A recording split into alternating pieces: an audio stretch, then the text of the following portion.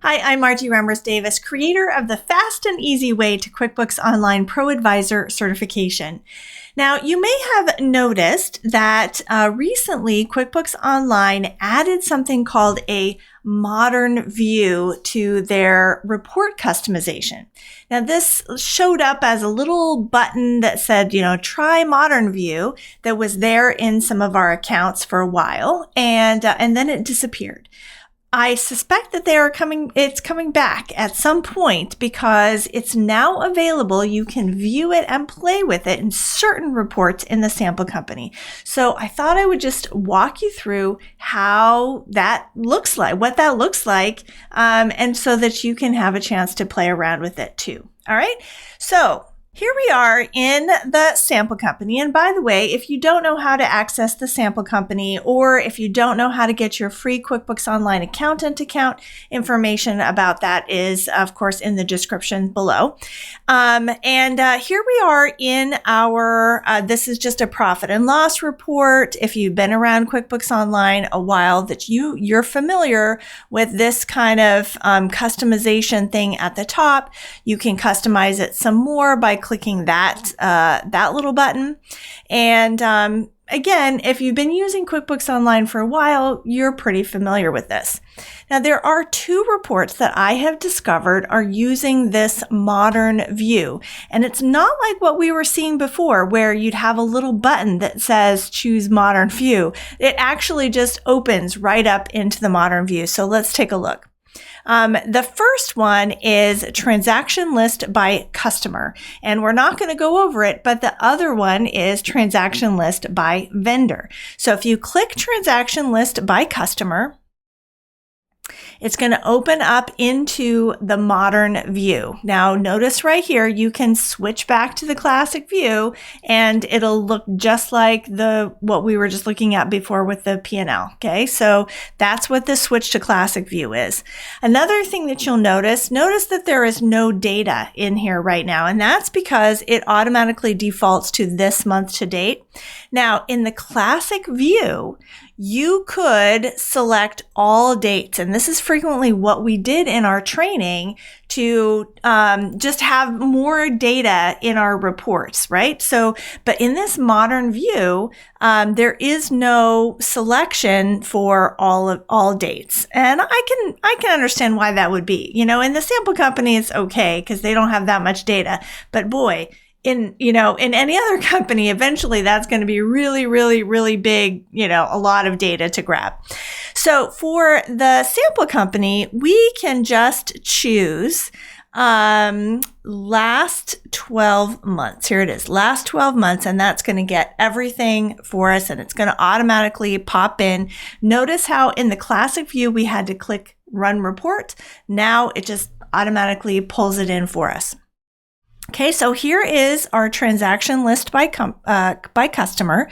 You'll notice that it is grouped by customers. So I have a little drop down here. I can open up and see all of the transactions for Bill's Windsurf Shop, Red Rock Diner. I don't know why it's not in alphabetical order, but it's not. Apparently, let's see, based on the oldest transaction date, I don't know how they order it. But anyway, so this grouping is set right here in this first little icon that is group. So if I click that, you'll notice that it is customer name and hierarchy. I don't know what that is. I guess if I selected customer name, then it's going to put it in alphabetical order. I don't know. I haven't studied that well enough. But anyway, that's what the groups are. So that you could group it by anything else, or you can actually clear all groups. So right there, I can clear the groups. And now I just have a transaction list, which I could, click on the top in order to sort it by that thing. We're pretty familiar with that. That's pretty much everywhere. Not actually in reports, but other places in QuickBooks Online and other software you've used, I'm sure that you have done that before. Okay, so here is that. Now, then the other thing you have here is filter. Filter is just the same as it was before. It allows you to select only certain things. Okay, that's what filter always means in reports. It means you're not reporting on all of the data. You're only looking at the specific things that you select. Okay, so it's automatically going to have everything unless you say, you know what, I only want certain customers. Okay, so I can say, here's my customer name. Equals, not equals, is empty, is not empty. Let's say equals, and then I can select from here. These two are actually sub-customers of Freeman Sporting Goods, which is interesting that they are sorting to the top because they're numbers. I would kind of expect them to be under Freeman Sporting Goods like they are traditionally. But anyway, let's take a look at Amy's Bird Sanctuary. So now, I can add as many as I want, but as soon as I close it, oh, it didn't. Oops, I must have to do something else. Let's see. Customer name equals Amy's Bird Sanctuary. There we go. I just had to click outside of I must not have clicked outside of the box. Okay. So now it's automatically pulled those. I didn't have to click run report. Okay. So that is the filter. And of course I could add more filters if I wanted, or I could clear all of the filters. Okay. And then finally, we have this customize button. Now, if you're like me and you think, oh, customize, this is going to give me all the options that I had before in the classic view, you would be wrong, just as I was wrong. So instead, when I click customer, I have the opportunity to switch between cash and accrual. But here is the important thing, is I can choose what to show or hide. So we have this little eyeball. And if I click on it, that means it's going to hide the customer name. So it's not going to be there. And then the other thing I can do is I can click on the dots and I can reorder how they appear in the report. Okay. And that's it. And that is how you use the modern view. Now, notice what happens if I exit the report. So if I just go back to the report, oh, and before I do that, I just want to point out I didn't show this button, but I could export it to Excel, export it to a CSV file. One thing that's missing here that I noticed right away is that with the classic view, you can export it as a PDF. And I really like that. So I missed that. I don't know if they're going to put that back in.